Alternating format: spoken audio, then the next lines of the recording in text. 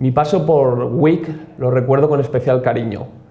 Fueron años muy emocionantes, fueron años en los cuales destacaría la calidad humana, tanto de los compañeros de mi promoción, muchos de ellos con los cuales mantengo una estrecha relación hoy en día, y también con los profesores que en aquel momento formaban parte del claustro.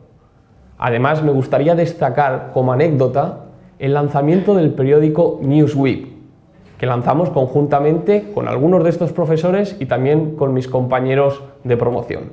Soy el cofundador y director de la consultora creativa Be Shared y he llegado hasta aquí a través de humildad, trabajo y esfuerzo, y sobre todo gracias también a aquellas personas que han depositado en mí su confianza para a lo largo de estos años poder ayudarles a transformar a nivel cultural y digital esas marcas.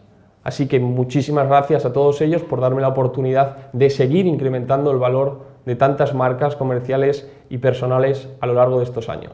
Mi consejo para todos los alumnos y alumnas de la universidad es entregarse al máximo, sobre todo aprovechar las oportunidades que tienen delante, a base de esfuerzo, dedicación. Es un momento circunstancial, es un momento en el cual todos nosotros tenemos que llevar a cabo una transformación, una metamorfosis. Así que desde aquí os animo a que con vuestra actitud proactiva hagáis frente a todos los retos que tenéis por delante.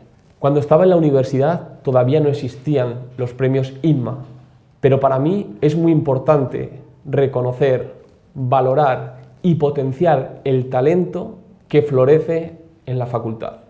Y durante este tiempo para mí ha sido muy importante vivirlo con confianza en mi equipo, con la transparencia necesaria con las marcas que trabajamos y a nivel personal y de manera natural también con humanidad y responsabilidad.